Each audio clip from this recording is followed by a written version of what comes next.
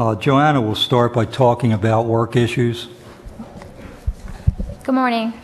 First, I would like to mention that all of the information I'm going to cover today can be found on the Social Security Administration website at www.socialsecurity.gov.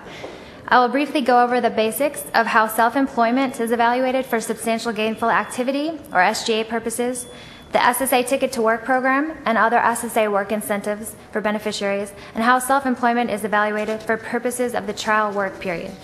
First, I will go over the SSA definitions of disability and SGA to provide context for our presentation. We define disability as the inability to engage in any substantial gainful work activity, or SGA, because of a medically determinable physical or mental impairment that is expected to result in death or that has lasted or is expected to last for a continuous period of not less than 12 months. The term substantial gainful activity is used to describe a level of work activity and earnings. We generally use earnings guidelines to evaluate whether an individual's work activity is SGA and whether we may consider the individual to be disabled under the law. Evaluation of self-employment is a complicated process, and numerous factors are considered, not just hours of work.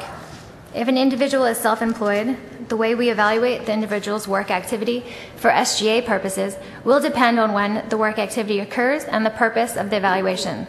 We will apply either the countable income test or the 3 tests. Under the countable income test, if an individual's monthly countable earnings average more than $980 in 2009 or $1,000 in 2010, we will generally determine that the individual has engaged in SGA. Under the 3 tests, an individual's self-employment work activity is SGA if 1, he or she renders significant services to the business and had over the SGA level average monthly income, or 2, his or her work is comparable to the work of individuals without disability in his or her community engaged in the same or similar businesses, or 3, his or her average monthly work is worth the SGA level earnings in terms of its effect on the business and when compared to what he or she would have to pay an employee to do the work. Now, the SSA Ticket to Work program is a voluntary employment program designed for people who receive Social Security disability benefits and want to work.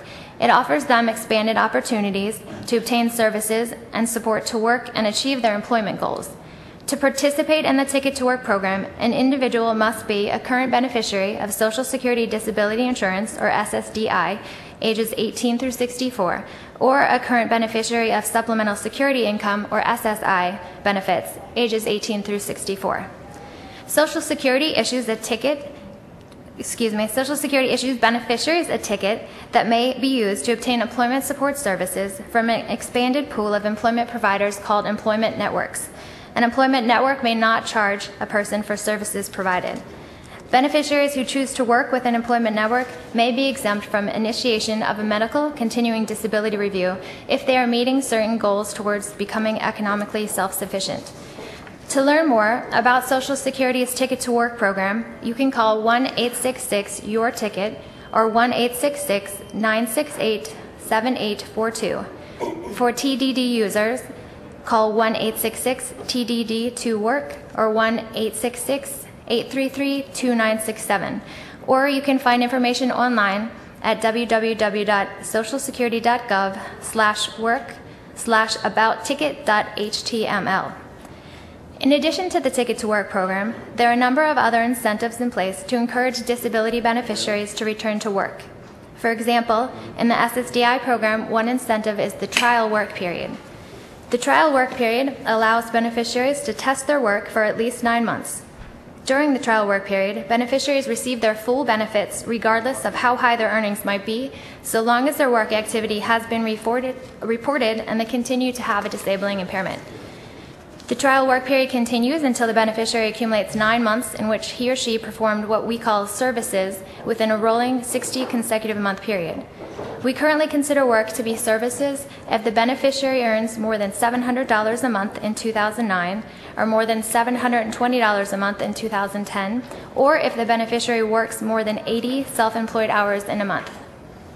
All of this information, as well as additional information regarding employment supports, is provided in the 2009 Red Book, a summary guide to employment supports for individuals with disabilities under the Social Security Disability Insurance and Supplemental Security Income programs. The Red Book is located on our website at www.socialsecurity.gov/redbook. I hope I've provided a better understanding of the Ticket to Work program and other work incentives. Now I'll turn it back over to Mike. Thank you. Thank you, Joanna. I'd like to start by giving an update on what SSA is doing relative to chronic fatigue syndrome. As I'm sure many of you are aware, SSA published Social Security ruling in 1999 entitled Evaluating Cases Involving Chronic Fatigue Syndrome. SSR 99-2P, as we commonly refer to it, restated and clarified our policies for developing and evaluating Title II and Title 16 claims for disability on the basis of chronic fatigue syndrome. This SSR explains the definition of CFS, the requirements for a medically determinable impairment, examples of medical signs and laboratory findings that establish the existence of a medically determinable impairment, and how adjudicators should evaluate cases involving CFS. Social Security rulings are binding on all components of the Social Security Administration. We're currently in the process of updating this SSR. We're looking at the signs and laboratory findings in the current SSR to see if we need to remove any of them or add more based on current medical knowledge of CFS. You may recall from our previous presentation or from reading SSR 99-2P that our rules require that an impairment must result from anatomical, physiological, or psychological abnormalities which can be shown by medically acceptable clinical and laboratory diagnostic techniques. A physical or mental impairment must be established by medical evidence consisting of signs, symptoms, and laboratory findings. Symptoms alone cannot establish a medical impairment for purposes of Social Security disability benefits. CFS constitutes a medically determinable impairment when it is accompanied by medical signs or laboratory findings. SSR 99-2P provides examples of medical signs and laboratory findings that we use to establish a medically determinable impairment for CFS, and the SSR emphasizes that CFS may be a disabling impairment. When we make our disability determinations, we record primary and secondary diagnoses and their respective impairment codes. The 4-digit impairment code that we use is from predetermined list of codes based on the International Classification of Diseases 9th revision. The code is simplified from a full ICD-9 code.